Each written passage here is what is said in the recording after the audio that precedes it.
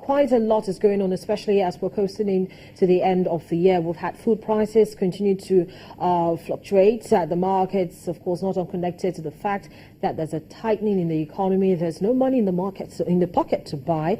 And so you go to the market and you find a lot of tempers raised. But we're taking a look at the general issues now with Ada Akonubi, who is an economic research analyst with Financial Derivatives Company. Good morning to you, Ada. Thank you so much for joining us on the program. Good morning, Harriet. So, taking a look at the report, you sent in, just give us a highlight of what that report's all about. Well, for the burning issues that we sent in earlier today, OPEC is supposed to meet with the rest of the oil producers tomorrow to talk about production freeze. And again, we reported that the central bank has slashed dollar supply to BDCs by 46%. And external reserves, the true value of the external reserves and Christmas inventories are actually, well, stockpiles are actually lower compared to 2015. So it's just still the same general economic issues that everyone wants to know about. But what are your views as an analyst as far as supply and demand metrics are concerned for agri-commodities?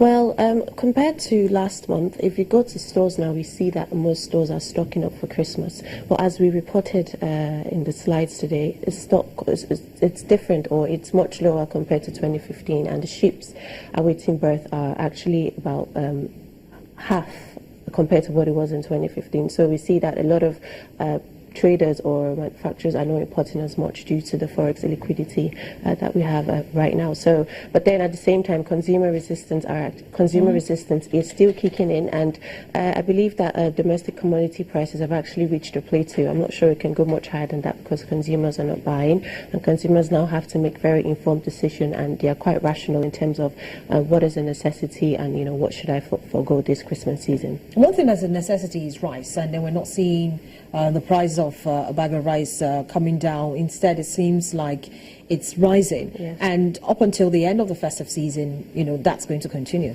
So when we look at inflation figures now, they're about 18%, and the total, the currency has lost about 50%. So we see that most manufacturers are actually bearing some of the cost, while some have pushed most of the cost to consumers. So last year, price of rice was about 12,000 naira or 11,000 naira. Now rice is about 24,000 naira. So some staple food items are actually doubled or 100% higher compared to the rest, and it just depends on how much or the rate at which these manufacturers or suppliers access forex. So whatever they did, we have to unfortunately pass it on to consumers. While the bigger organizations tend to bear the cost, or they're trying to look for more efficient ways to not pass this on completely to consumers because consumers will not patronize them. So at the end of the day, there's a ripple effect. If you sell more, you tend to make more profit, but then if you increase prices and if you discourage consumers, it will still reflect on your reports. But in your report, you also said that domestic commodity prices remain choppy.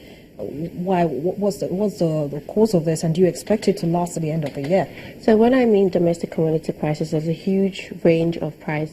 There are a huge range of products. So it comes to imported commodities that have some sort of import content in them, and we have staple food prices. So if you go to shelves, cosmetics, toiletries, pharmaceutical products, and for commodities that are grown locally. So some are volatile and some have remained flat. If you look at the exchange rate from September till now, it's within the band of 460 to 470. So we're not really seeing any changes in prices. It's still somewhat flat. But then, like I said, I think it's reached a plateau. I'm not sure it can go much higher than that, except we see the currency go down to 500, go depreciate to 500. And again, most stores are trying to be extremely cost effective, so they don't pass this on completely to consumers. That's for the stores. For the stores that you go to and you find something on their shelf. Not all of the stores have stocked up their shelves, ahead of this Christmas holiday, and so it's going to be really a loss all around. It will be losses, and most traders they have to go to microfinance banks to get loans to stock up. But then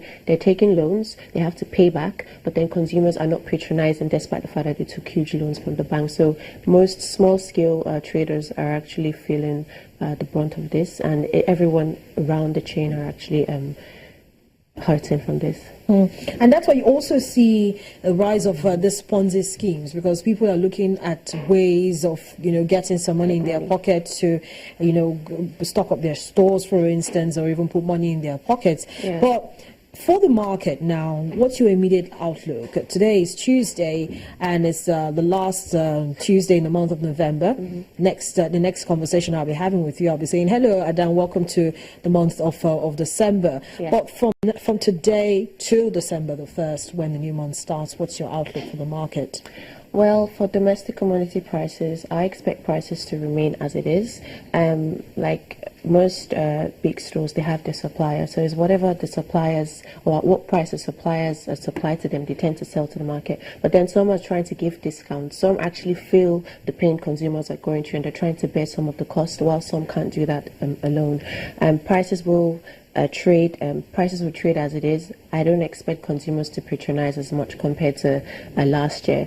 You tend to, purchase less quantity, and if you look at the total income, it's about 67% of the total income goes into food, beverages, and tobacco. So we consume a lot of this, while the rest goes into household furnitures and transport and communication. So, in an average Nigerian, we consume a lot of food.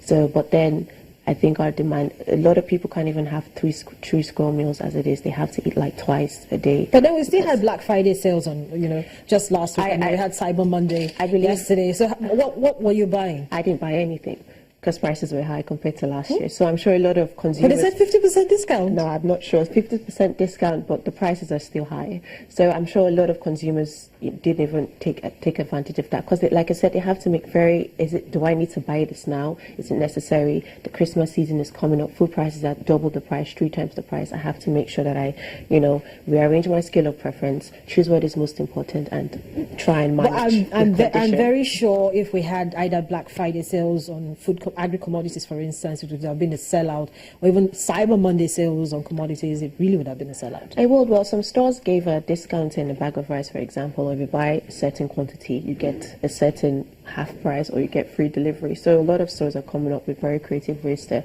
push sales and attract customers to them, and it's for their good anyway. So the more creative you are in terms of pushing out your prices and attracting customers, the better for you. Anna, thank you so much for coming on the program this morning, of course, taking us through the latest from the commodities market. Thank you.